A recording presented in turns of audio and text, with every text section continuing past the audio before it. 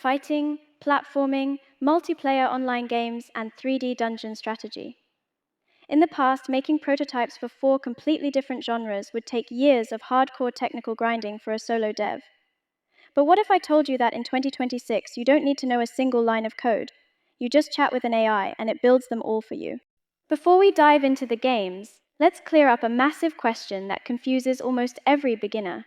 What on earth is a game engine? Think about it. If you have a beautiful drawing of a character, a cool background image, and a killer sound effect file sitting in a folder on your computer, you don't have a game yet. They are just dead, static files. A game engine is like an invisible puppet theater or a magical sandbox. It is the invisible creator of your game world that provides all the laws of nature, bringing your dead files to life. Without it, your puppet stage is completely empty. But when you bring your character into Godot, the engine instantly gives it a physical body. It establishes the rules of reality. Gravity scale is set to 1.00, so if you exist, you fall. If you hit the ground, you stop with a thud. It handles the physics so you don't have to. First, you need a game engine. Unreal? Too heavy for a solo dev. Unity? Not fully open source. Game Maker, RPG Maker? Too limited for 3D. That's why we're going with Godot, completely free, open source, and lightweight enough to be the perfect match for an AI-driven, $0 workflow. Alright, let's build. Project number 1, Quantum Leap.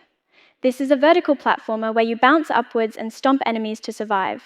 To be honest, building this entire prototype from scratch took me less than 2 hours. The process was stupidly simple. First, I literally just used plain English to tell the AI to make the game. AI nowadays is so smart that it doesn't just give you code blocks, it automatically creates the entire Godot folder structure, character scripts, scenes, and even hooks up your keyboard input map in one go.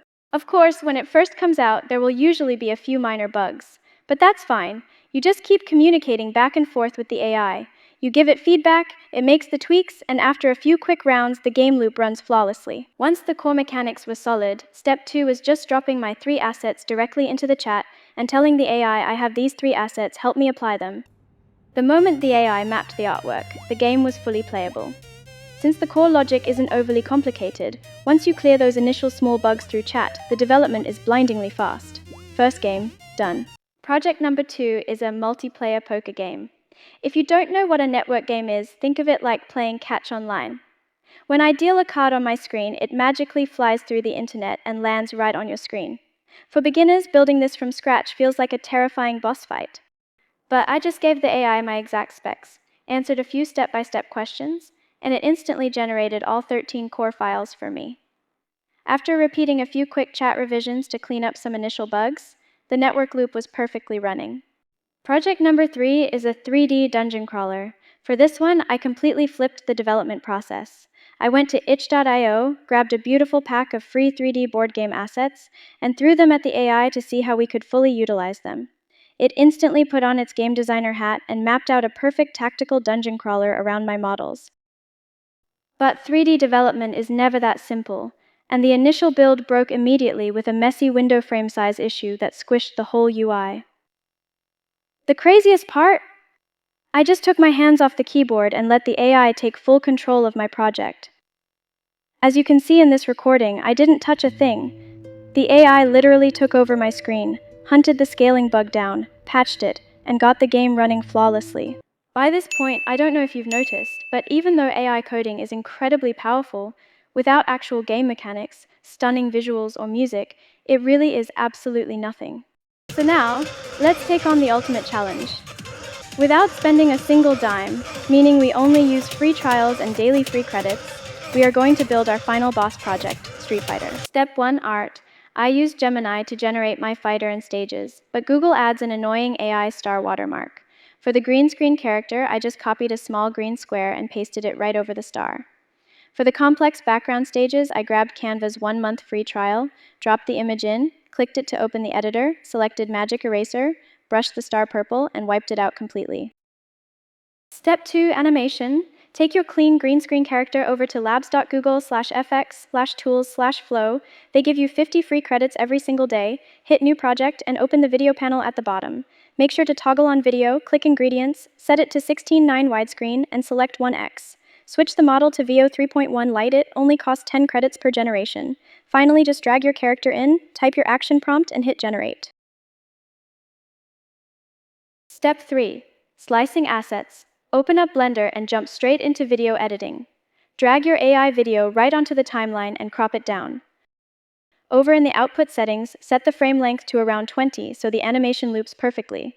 Set your file output to image, format to PNG, and make sure to smash that RGBA button for alpha transparency. Next, head over to the Strip Modifiers panel on the right. Click Add Modifier, select Compositor, and hit New. Finally, click the top left editor type icon and switch over to the compositor view. Blasting away the green screen, click the icon next to New and choose Sequencer Compositor Nodes. Hit Add, head to Keying, and drop in the Keying node. Link your group input to Keying, and route the output to your group output.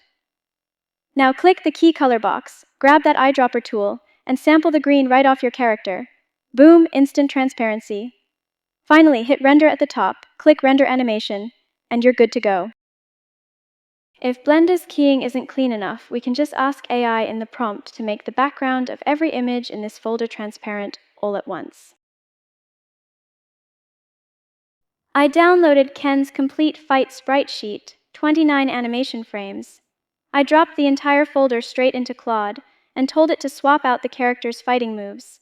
No manual coding, no frame mapping. The AI read every single sprite, rebuilt the animation system, and Ken was throwing punches in seconds.